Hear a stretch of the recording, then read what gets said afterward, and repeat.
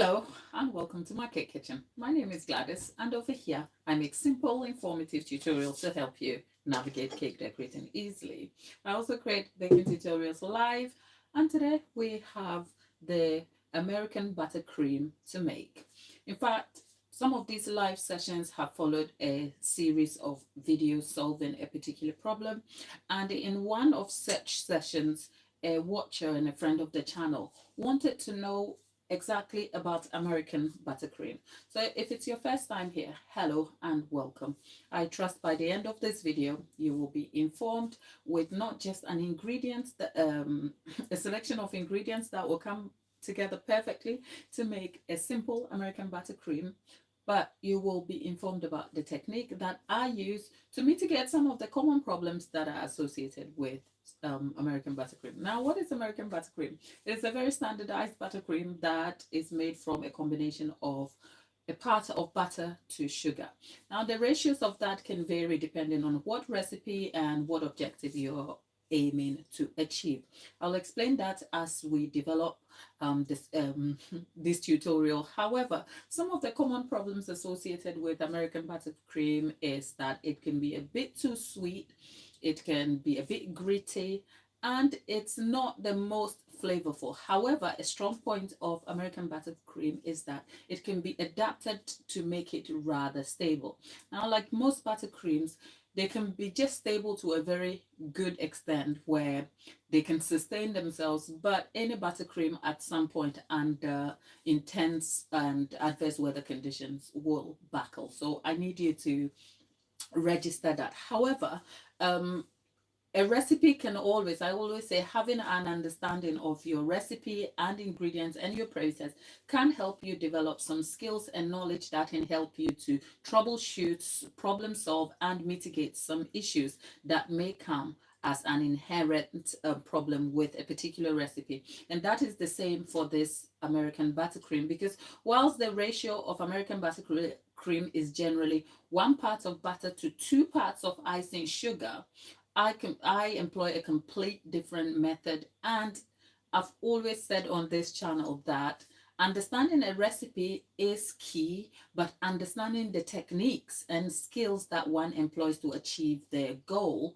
of the recipe is equally important. So over here today in this recipe, we are going to be focusing more on the techniques and the intention behind employing such techniques, so that you can have an understanding of my process, why I do it, so that you are well informed with relatable and achievable information that will help you undertake this recipe in your home kitchen. So a few things to note.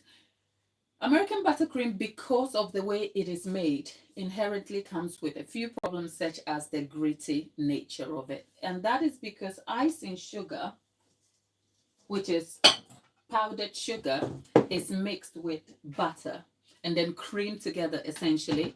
This changes the consistency, color, and texture through the process of emulsification, and you could end up with the American buttercream. However, the gritty nature comes from the fact that the sugar has a caking ingredient in it sometimes. That is to stop the sugar from clumping up. So depending on the composition of icing sugar to the caking ingredient, you can almost always be guaranteed that no matter what you do, you'll end up with a certain level of texture that is unwanted in your buttercream. So a good tip here, I don't know how possible that would be for you wherever you are because of your location and access to ingredients, but a very good tip here to consider when starting American buttercream is to look at your ingredients, icing sugar ingredient listing closely. You should be aiming for icing sugar that is made with cane sugar. Cane sugar is finer and whips better compared to beet. I'm not going to get into the science of it because I'm no scientist, but there is a sort of reason why that is. But more importantly, you should aim for icing sugar that is a ratio of 97 to about 3% of cornstarch, which is the anti-caking ingredient in there. Because the more anti-caking ingredients you have with the icing sugar, the likely your sugar is going to be gritty. So two tips: you're looking for cane sugar and you're looking for just 3% cornstarch in the icing sugar. That is the ratio that will perhaps reduce the texture and grittiness of it. So you know you are off to a difficult start if none of these two things are considered in making your American buttercream.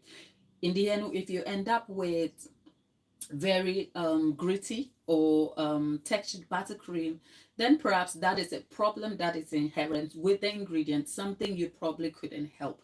But whilst considering cane sugar and 3% anti-caking ingredient, which is cornstarch here, whilst considering that may reduce your result, depending on the technique you employ, you may be able to get your icing sugar a little less gritty than you would want it. So my point here is, whilst these things may not completely eliminate texture and grittiness in your American buttercream, a consideration for trying to mitigate that problem will be to look for that ingredient that is appropriate, which is what I am emphasizing on here. But when we come to the technique completely, maybe perhaps you will see what I mean by that.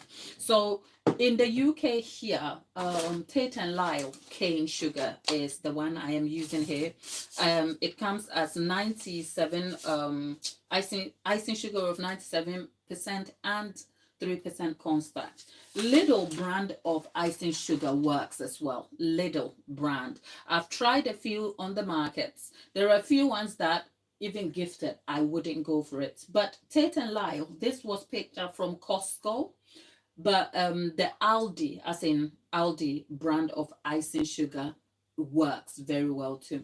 Perhaps also one thing to do is to make some time and sift your icing sugar as well. Sifting makes sure that you get rid of clumps and debris that may add to unwanted texture in your buttercream. So I have already gone ahead and pre-sifted my icing sugar here, which I will leave to the side. Now, and whilst you're in the chat, please do consider liking the video and staying in the stream with us. We're a great bunch here. We interact, we love each other. Delaney is a friend to the channel. She's a constant here. And occasionally when she has time, she's in the chat trying to moderate and keep you all entertained. Delaney, are you working today? How are you? Omi is saying yes, it sounds easy to make, but it gets gritty. Omi, leave your questions in there if you have problems with American buttercream, because the intention of this video is to try and solve some of those problems or point you in the right direction with technique or ingredients that will help solve this problem with American buttercream. So having spoken about what sugar you should be looking for and what you can do with your sugar as well, now let's talk butter. Now, in most buttercream recipes, you will find that the guidance generally is to use room temperature butter. Now, what does room temperature necessarily mean? Well, whatever room temperature means, in making my American buttercream, you have to observe some visual cues for the butter you need. I have a comparison here. This is butter that I took out of my fridge, left it overnight. Now, it is supposedly summer right here in the UK. So it is warm, but not too warm, and the weather can be a little bit consistent. Now, most of the time when you see demonstrations and guidance about room temperature butter, the guidance is that you dip a finger in it and make sure that with a bit of pressure, you can leave an indent. So the butter keeps form, keeps stable, and yet you can make a dent in it. That is the general guidance and gist of using room temperature butter. And saying that, I left this butter overnight. This morning about 10 o'clock when I chopped it up, and it's been sat on the countertop. I'm not sure what the weather is today, but I will leave notes about that in the description box. I say that to say, if I had left this butter on a countertop on a very hot weather day, like a week ago when it was 28 degrees, at this consistency, you would find that the butter is much softer than it appears now. It will have a light oily coating on it, and it probably won't hold form. At that point, room temperature doesn't necessarily mean anything because the butter has completely melted and has lost its structure. Saying that though, if that butter is okay to whip or cream with your buttercream, for me, from experience and having developed this particular recipe on my own, I find that I don't settle for that guidance, just room temperature where you put a finger in it and have an impression. I go for spreadable consistency. Now you've got to be careful because spreadable consistency sits between the lightly firm butter and somewhere between the melted soft butter, somewhere in between. So the visual cue here is that think about the butter you want to spread on your bread. If you have a slice of bread that you want to spread some butter in it, how easy would you want that to spread? If you don't have to apply pressure. Okay, let me pick up some bread.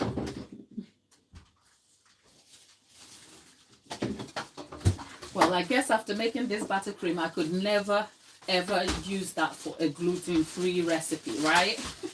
Because I have literally had to pick up bread to demonstrate the...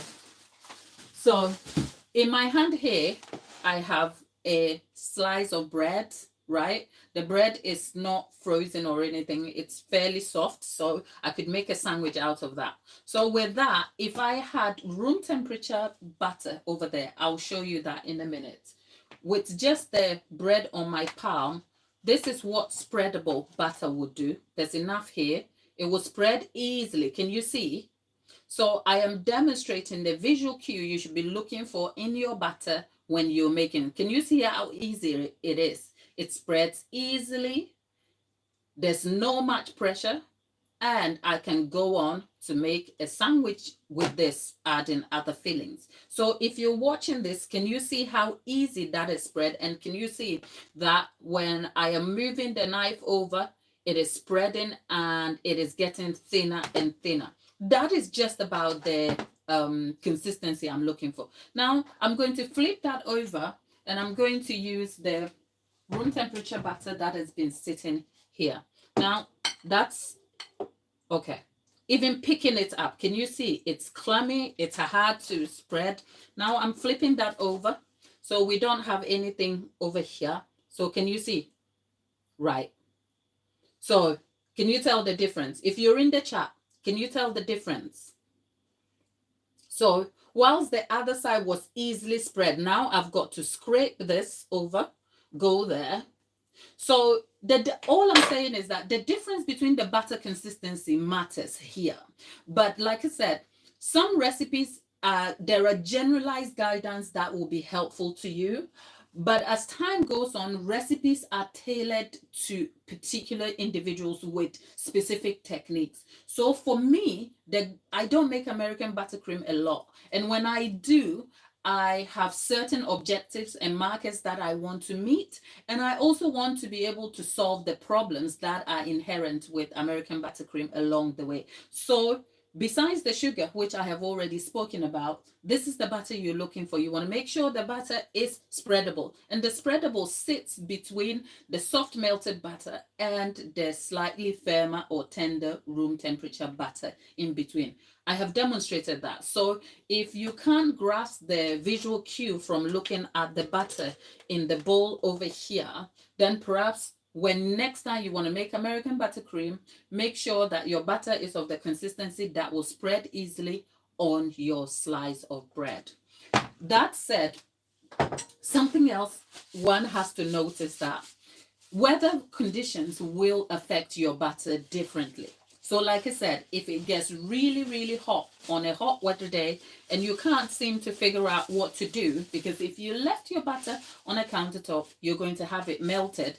And if you keep it in the fridge, it's probably not going to come to room temperature quick enough for you to use. Worry not. Some days life has happened. I have forgotten about the butter altogether, or I have an emergency bake that I have to consider. So what do? Take your butter, cut it into small pieces. It can be hard to cut butter into small pieces, especially when you're trying to cube it to make buttercream out of. So a good tip, find yourself a sharp, warm knife. What do I mean by a sharp, warm knife? A knife that has a sharp blade that you can dip in hot water. Dip it in hot water, it warms the blade up, clean the water of it, and it will cut your frozen butter very quickly. I have seen people employ the technique of trying to grate the butter and all of that. Those things will work for you. But for this circumstance, dip your knife in hot water. Let the knife blade sit in the water for a bit, like hot boiling water. Take it up, wipe, and then it will cut your butter quickly into cubes for you. Now, having cubed your butter, leave it in the microwave at half a percentage of the heat in power in there. So microwave has different settings. I never know the settings. I just work out and figure it out. So if I knew, I would tell you exactly. But I know that I set my microwave on medium defrost setting and leave the butter in for about maybe for 2 minutes total, but at specific intervals. This is the sort of thing you can't be distracted, because you move away for a minute and you have melted butter, which will be no good for you. And once butter has melted, you can put it back in the fridge to re-solidify, but it doesn't gain the same form and structure. So it's important that whatever you do, you don't melt the butter into liquid form, right? So when you put the butter in the microwave, whether you're microwaving it for 2 minutes, perhaps at every 20 seconds interval, check the consistency. And sometimes the way the microwave works, perhaps because I don't know how to use mine properly, sometimes the butter will start melting from the bottom. So if you catch it on time, just mix it all together and see what that looks like. So that's a tip for how you can quickly bring your butter back to life, and then use it in case of an emergency or where you are looking to avert any adverse weather conditions affecting your butter. Now, let's move on to the ratios. There are various ratios of American buttercream, which is what makes it super adaptable, because it's not one specific recipe that you're looking at. American buttercream is a buttercream that is made from adding parts of sugar to parts of butter. That's all. Any other ingredient is tailored to specific circumstance or specific individuals, or to the specific recipe and its objectives, right? But at the base of American buttercream is just icing, sugar, and butter. Now the ratios of it varies, and the ratios of American buttercream is critically connected to the objective and goals for which the buttercream is made for. I'll explain. American buttercream, as stable as it is, can be adapted to suit some serious warm weather conditions. So for instance, if you're in a hot season, and I'm saying this noting also that we are not delving into other buttercreams that are more stable, like your Italian. So let's stick with the fact that American buttercream is one of the stable buttercream in comparison to some other ones. For that matter, you can adapt it also to suit certain weather conditions. For instance, in places where the weather is too hot, like in tropical seasons and warm weather days, American buttercream can be adapted by adding meringue powder and other stabilizing ingredients to make it a lot more stable. Sometimes the sugar ratio is increased higher to make for a firmer buttercream, which is used as to fill holes or fill out unevenness on a cake. So it is a sort of buttercream that is can be purposely adapted for specific circumstances. As a result, the ratio can vary. If you're going to add a meringue powder, considering what you are trying to achieve, whether the weather is hot and you're trying to stabilize it, sometimes the ratio can increase, as in the butter remains the same and sugar keeps going up and up and up. So for instance, you can go from 1 part of sugar, which is, let's say, 250 grams of butter, to about 750 grams of sugar. That is almost like a ratio of 1 to 3. But at best, you will find that most recipes online are the 1 to 1 ratio, where you have 250 grams of icing sugar to 1 to 2 ratio. Sorry, you have 250 grams of icing, 250 grams of butter to 500 grams of icing sugar. But the ratio of 1 to 2 doesn't start with 250. The ratio of 1 to 2 simply means 1 part of the butter to 2 parts of the sugar. So for instance, if we started with 100 grams of butter, we have 200 grams of sugar. That's all. So the ratio is a case of just trying to determine what is needed. So the 250 is just an example. But if we started with 100 or 50 grams of butter, for every 50 grams of butter we start with, we're going for 100 grams of icing sugar. So that is the thing that you should note here. But most recipes online will recommend the 1 to 2 ratio. Why that is, I am not completely sure about, but that is perhaps because it is made that way also to ensure that it is firmer and stable.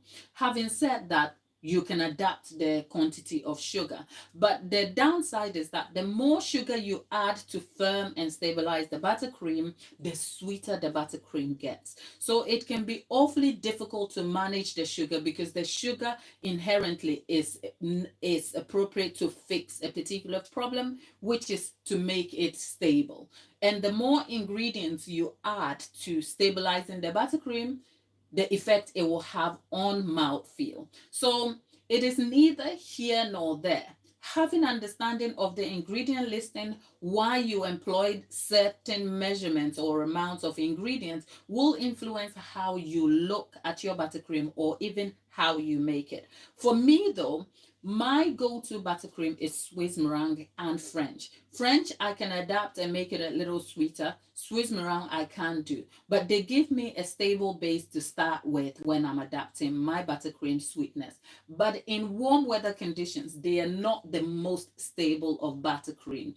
But when we come to American buttercream, I use them for specific goals and objectives. I'll explain. Whilst I don't hate American buttercream, it is because it is inherently sweet no matter what I do, right? Even if I employed all the techniques to reduce the sugar, I feel like there are other options I can go for that are less sweet than going for a buttercream that is inherently a sweet buttercream.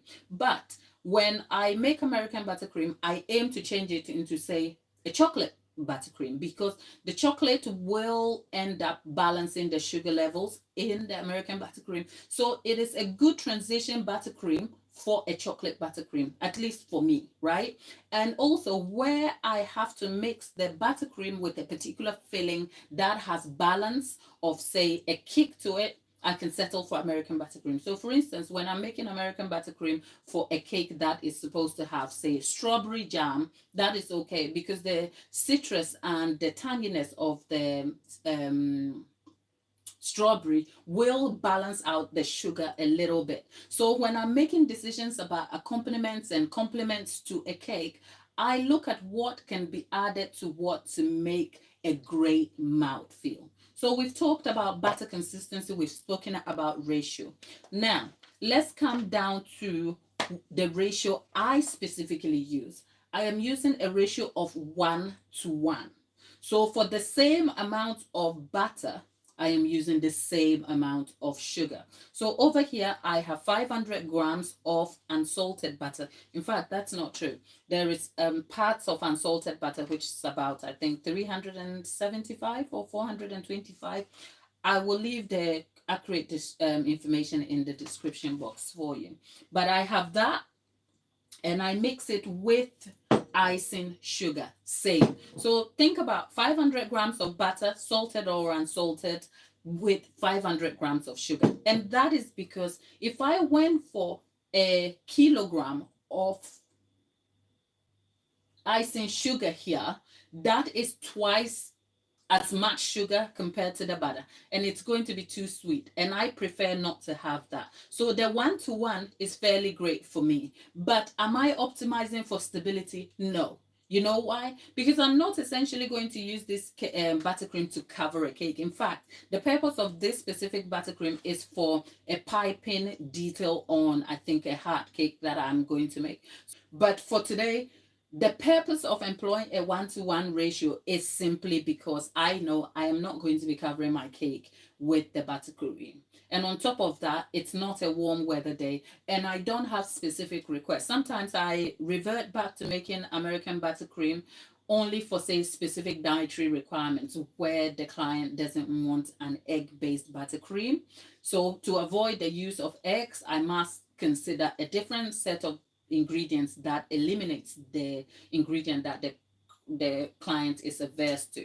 So intention and goals matter in the decision one makes. I find that for most of the time when making cakes and buttercream, you're given the information about what you need to do, but you're not told about what you need to think about.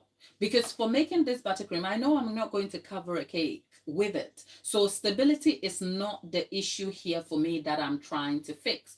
But say if it was a warm weather day and I had a client who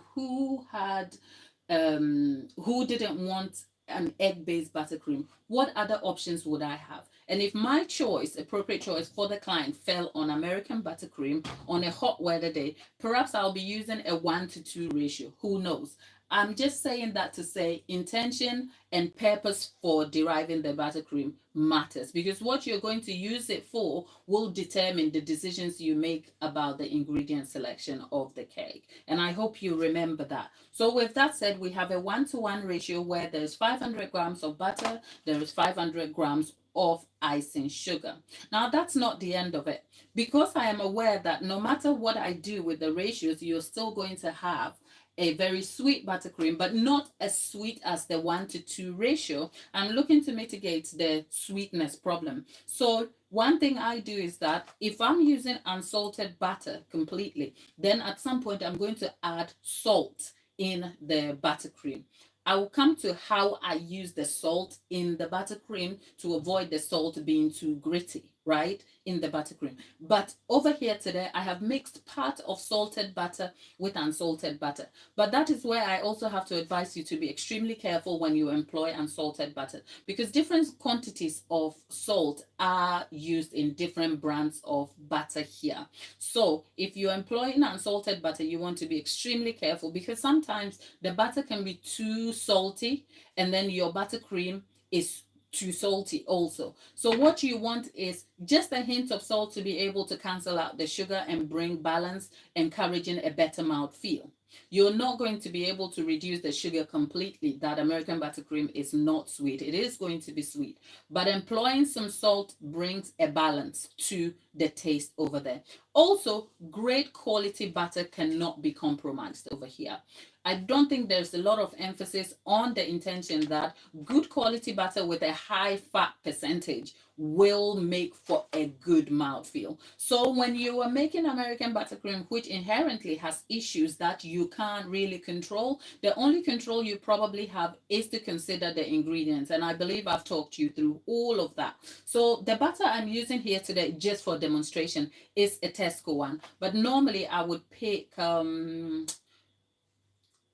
I've forgotten what brand it is. It's sitting in my head. I can't vocalize it. But I'll leave my preferred brands in the description box. Sometimes they're expensive. You're looking at £2.80 in the UK for a 250-gram block of butter, which means it's expensive. But nothing beats quality and great mouthfeel. I find that a good buttercream will enhance the taste of your cake. And eating a cake is not just about eating a cake for eating's sake. It's about optimizing for a good taste experience also. So look for butter that has a high quantity of fat in it, which means the amount of water in the butter and the fat is more, so that when you cream it, and especially for the 1-to-1 ratio, you end up with a creamier textured mouthfeel to your buttercream.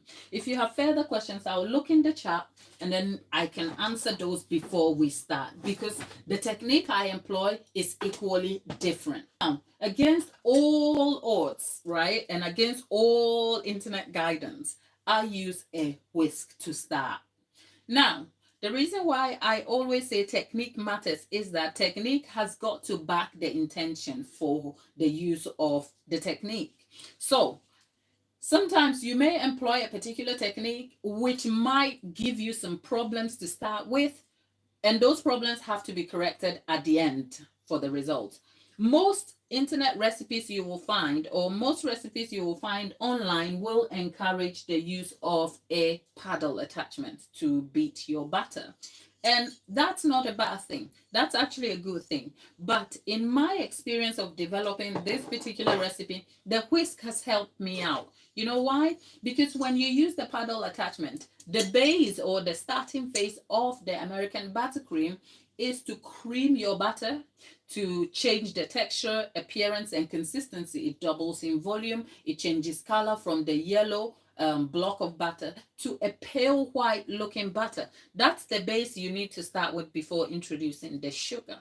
And doing that with a paddle attachment can do that in a steady consistency without whipping too much eggs into, I say eggs, without whipping too much air into the butter, because too much air in there eventually will lead to a less smooth buttercream, which will have air bubbles and doesn't leave you a fine polished look, right? And that is for when you are covering cake. Now I can get away with using the balloon or whisk attachment here simply because I want to whip air into this butter here to change the consistency.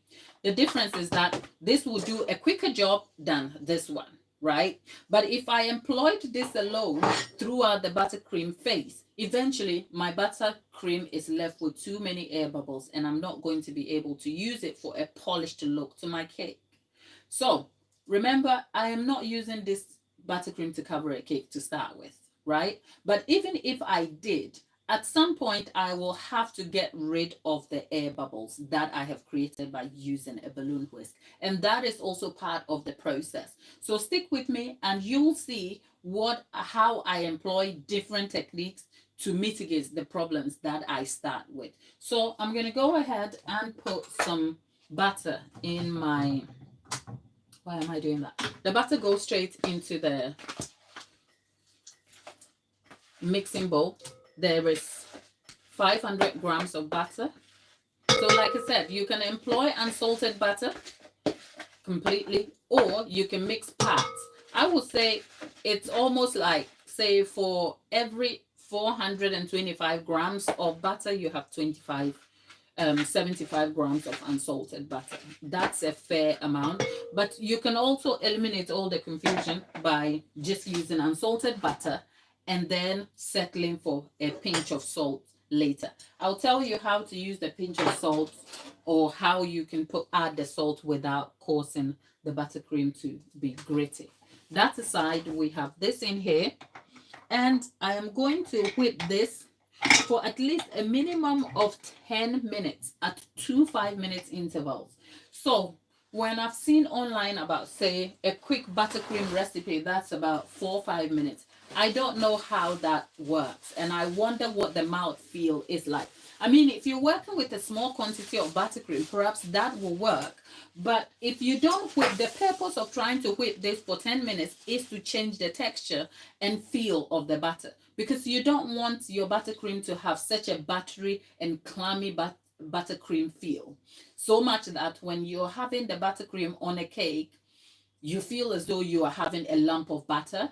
What you want to do is that whilst American buttercream in terms of texture is very dense, you can whip your butter and employ a few different techniques to get a result where the buttercream hits your tongue and it doesn't disappear very quickly as you're eating, say, cream or some other softer, lightly textured buttercream. But the feel of it, it's smoother and guarantees a better mouthfeel experience compared to if you just whisk this for, say, 4 minutes, right? So whisking the butter longer is going to make a hell of a difference compared to if you whisk your butter like at 5 minutes or 4 minutes. So for the quick buttercream fixes, I want to know what exactly that is all about, because that never works for me.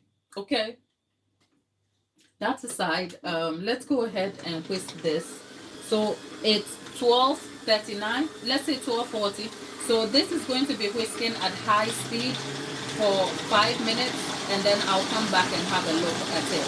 But whilst this is whisking, let's get in the chat and see what is happening there. So we are about 3 minutes into creaming the butter, and the noise you hear over there is my kettle. I'm trying to make myself a cup of tea. But if you've joined us, hello and welcome to the channel.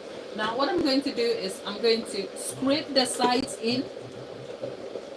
This is the part where you literally have the freedom to beat the butter out to change the texture and consistency of it, because by the time we add other ingredients, the emulsion that is buttercream could break. So we're going again. So now we are 4 minutes out of 10. It's almost 10 minutes, and look at the state of our butter.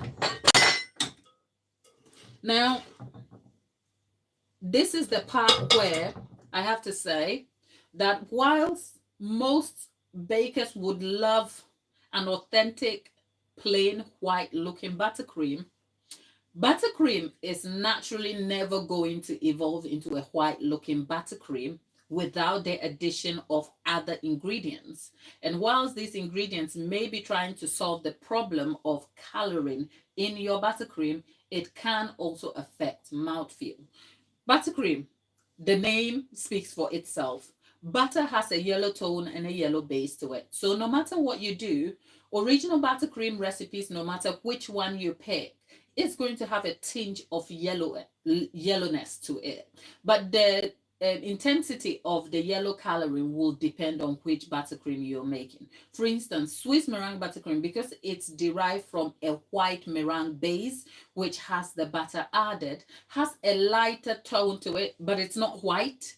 It still has a tinge of yellow compared to this yellow that I am looking here.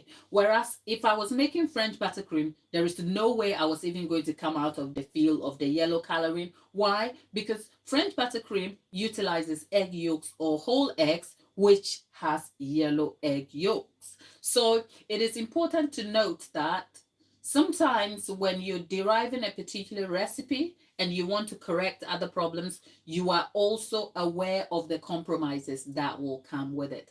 Having said that, we have whipped this to 10 minutes. So the next thing I'm going to do, the intention I said was to whip this to a consistency that pales it out, leaves it creamy looking, and changes the yellow tone from a deeper yellow to a lighter yellow.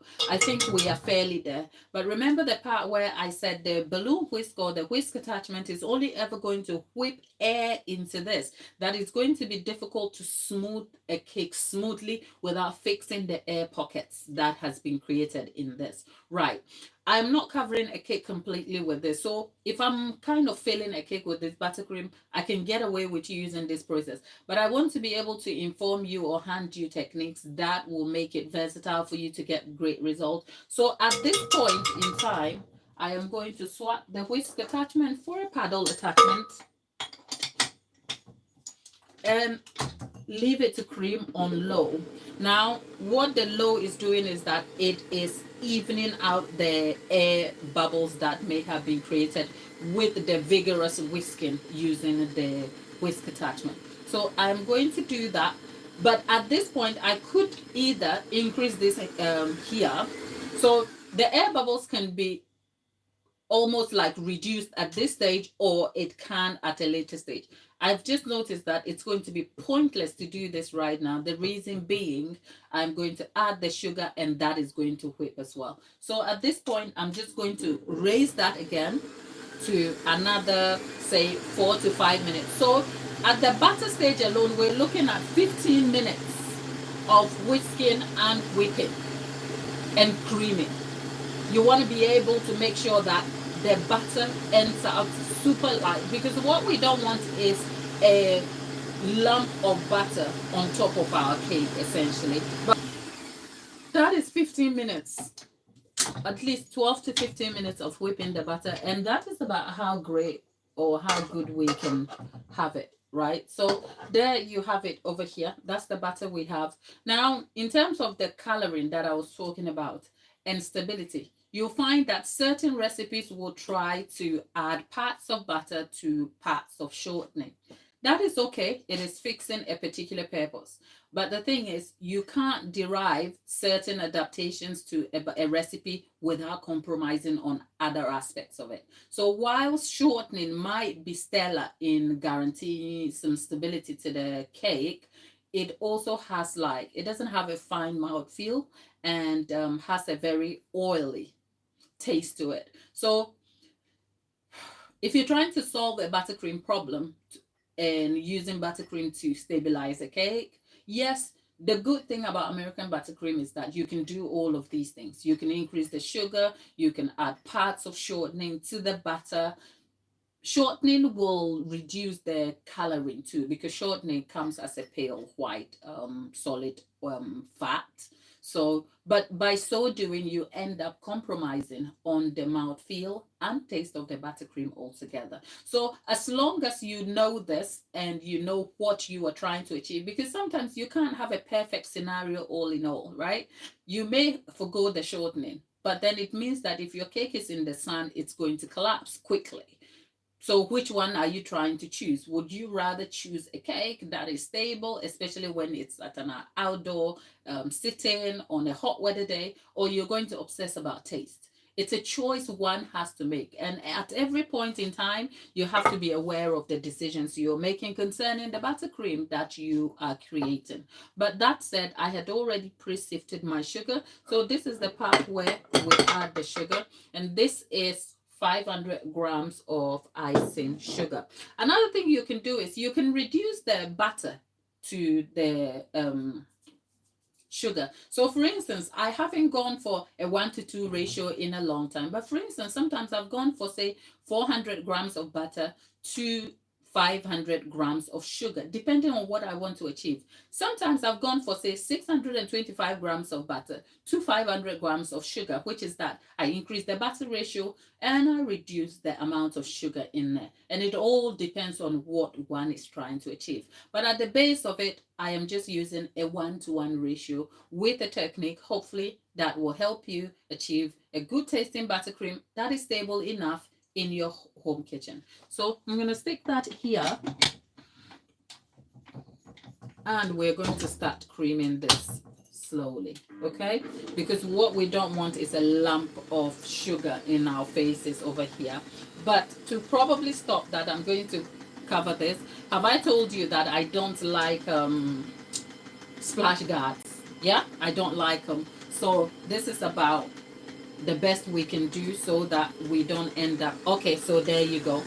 It's all mixed in now. So this, at this point, this is going to go on for another, let's say, 10 to 15 minutes at 5 minute intervals, and then you keep an eye on it. So at this stage in time, if I hadn't used salted butter, this is where I will add the salt. And if I forget to add the salt at this point, because life happens and things are not perfect sometimes, if I forget to add the salt at this point, what I'll do then as the process develops is to actually dip the salt in warm water and form a solution.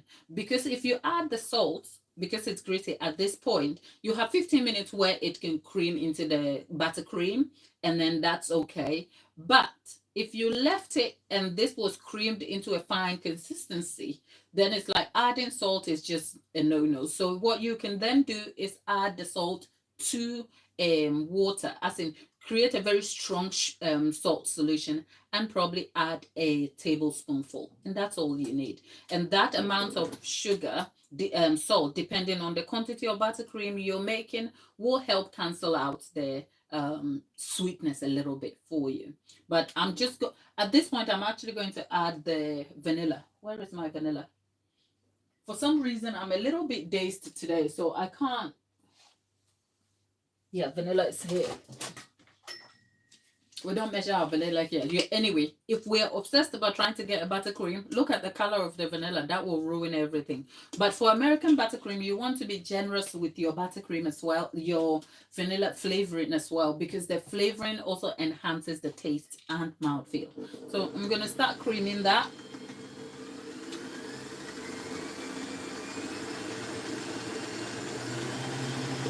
And don't worry if your buttercream looks very soft and it looks broken, because what I will recommend is buttercream. I normally make it a day or two in advance and leave it to set and then bring it back to room temperature. Okay? But even bringing it back to room temperature for use is made specifically in a certain way. I think I've got the consistency I want with the taste. This is actually very good. Jackie is just raising her concern over there that she never found a good buttercream, American buttercream recipe that wasn't grainy, so she gave up on that. So what do you use? With that said, the intention for this buttercream recipe is that, as noted earlier, you'll find that there are some things that are working against you naturally, which is inherent to the buttercream or ingredients you pick up, but you can find ways to mitigate those. You can't completely eliminate them, but the hope is that you can be able to reduce some of these issues and have a great tasting buttercream here. So we are whipping that, and can you see? If you were here with me, you would notice. Okay, let's try and have a taste of this. And great tasting buttercream. Compared to Swiss meringue buttercream, yeah, this is a little on the sweet side, but we've done a lot of work to make sure that that is reduced completely.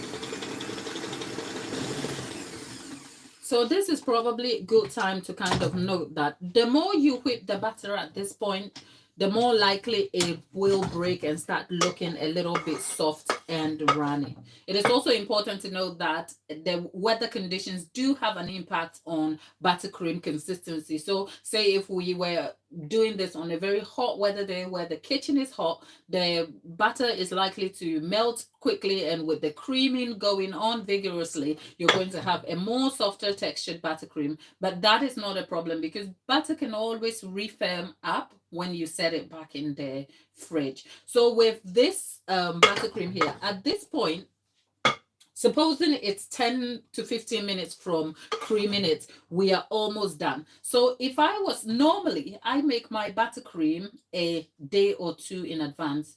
There's a reason for that. Besides managing time and planning purposes, I do that so that the buttercream can set and develop the flavors in it. When you leave buttercream or cake to set, the flavors come through better because they take time. It also allows the air bubbles and everything that's being formed in the buttercream to set firm also. So I just by preference like to just leave it 24 to 48 hours in the fridge. Now, when I put the buttercream in the fridge, it's important to discuss how important storing buttercream appropriately is, right? Because butter tends to absorb the smells of the environment within which it is kept. And so will buttercream. So if you want to save your buttercream, from the bowl that you're keeping the buttercream in to the space the buttercream is kept, it is really important you are intentional so that the buttercream preserves its taste quality and integrity for that matter. So I have the privilege of having a designated fridge that is just exclusively for baking. But if you don't have that, that is okay. Just make sure that you can clear out your fridge a little bit and you can keep your buttercream isolated in the fridge from a space where there is like stronger smelling foods, from your strong blue cheese to your spicy, say, let me not name a country, okay? I'm Ghanaian. Our foods can be pretty strong. Thankfully, I don't store my buttercream in the fridge over here, right? But I say that to say, just be mindful of the spices and things that may work against you, because the worst thing you want is you almost don't feel the smell of the buttercream or the smells that it has absorbed until you pipe it on a cake and then somebody eats it and goes, oh, what is this? So you want to be very careful about that. So storage tips for storing the buttercream may range from lining a takeaway bowl or a plastic bowl with a plastic bag, scooping the buttercream in it, covering the bag first before sealing the bowl shut. You can also actually store the buttercream in blocks where they save better in space, in the fridge space, or you can just scoop them into a bowl, seal the bowl up with a plastic cling film, and then put it in the fridge. There's so many ways you can do that, but what you're trying to do is that you're not trying to let the buttercream absorb foreign smells, and also you're trying to preserve it. So by so doing, you will probably get the best out of your buttercream. Now buttercream can stay up in a fridge or freezer for an extended period of time. Now the time varies generally, because what you want to do is that no matter how long you save something, you want to make sure that it comes back to its best quality. So whilst saving time can range from a month in a fridge to what 3-4 months in a freezer, there's neither one particular time range. I have heard of people save buttercream in exclusive cold rooms, like industrial style cold rooms, up to 6 months, and that is okay as long as it's in as long as you're observing the oh god, that's a lot of talking, isn't it? As long as you're preserving the buttercream and it's still within the preservation instructions that are identified by the manufacturer. I'm talking about butter, because essentially it's the butter you've changed to become buttercream. So what is the expiry date of the butter that was derived into the buttercream? You want to make sure you're observing all that information appropriately, so that when you go to freeze your buttercream for an extended time, you're making sure you are sticking within all these boundaries and limitations that are derived for food safety. Having said that, buttercream will save up to 3 months in a freezer, but my encouragement will be save it in a space where 3 months later you're unable to tell the difference. Because if it's going to store in a space where there's going to be meat and food, like look, I might probably be ruining your visual of how buttercream is stored, but I used to work in a giant how do I put it? Like a very popular place, international known brand that sold food. Okay. And I've seen some stuff in my time. So I say all of that to say people do weird things with food.